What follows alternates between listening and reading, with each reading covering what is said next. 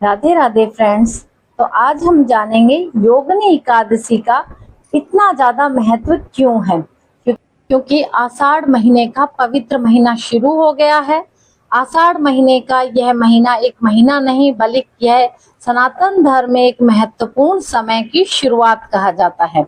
इसी महीने में भगवान जगन्नाथ की भव्य रथ यात्रा निकलती है और भक्त भगवान की भक्ति के लिए उमड़ पड़ते हैं, क्योंकि इसके बाद भगवान हरि विष्णु योग निद्रा में चले जाते हैं और चतुर्थ मास प्रारंभ हो जाता है।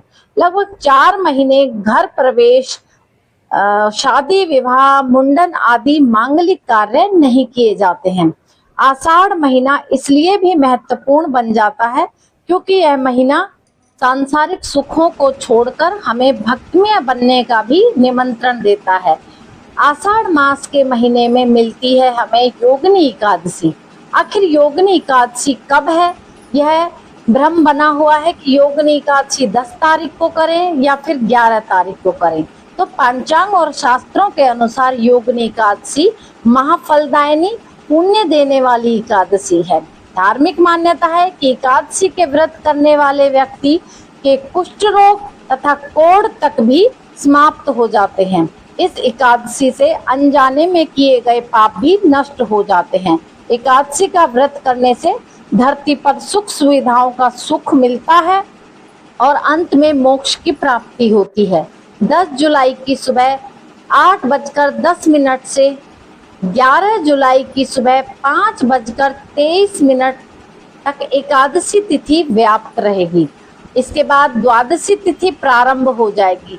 यदि हम 10 जुलाई को व्रत ना करके 11 जुलाई को व्रत करते हैं तो यह ज्यादा शुभ होगा।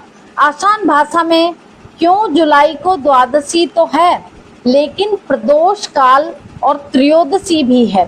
तो जब यह दोनों तिथियां एक ही दिन पड़ती हैं तो दुर्लभ संयोग बनाती हैं, जिसके कारण हमें यह व्रत 11 तारीख दिन शनिवार को ही करना उचित है। यदि आप दोनों दिन एकादशी करना चाहते हैं तो आप कर सकते हैं।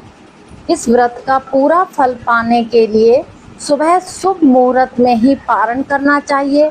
हिंदू मान्यता के अनुसार योगिनी एकादशी अपने नाम के अनुरूप फल प्रदान करने वाली है। ऐसे में साधक को अपने जाने अनजाने में किए गए पापों से मुक्ति और सुख सौभाग्य को पाने के लिए पूरी श्रद्धा और विधि विधान से इस व्रत को करना चाहिए। मान्यता यह है कि जो व्यक्ति पूरी निष्ठा और पूरे नियम से इस व्रत को करता है उसके सभी कष्ट दूर हो जाते हैं। योगिनी एकादशी के उपरांत श्री हरि विष्णु योग निद्रा में चले जाते हैं, जिसके बाद 4 महीने तक कार्यभार शिव शंकर भगवान पर आ जाता है। वे ही भूमंडल पर अपना कार्यभार संभालते हैं।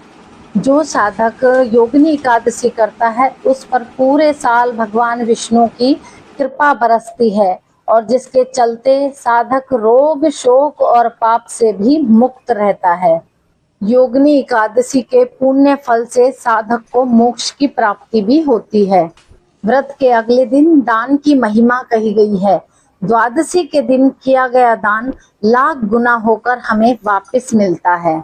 सभी प्राणियों को एक बार जीवन में योगिनी एकादशी जरूर करनी चाहिए।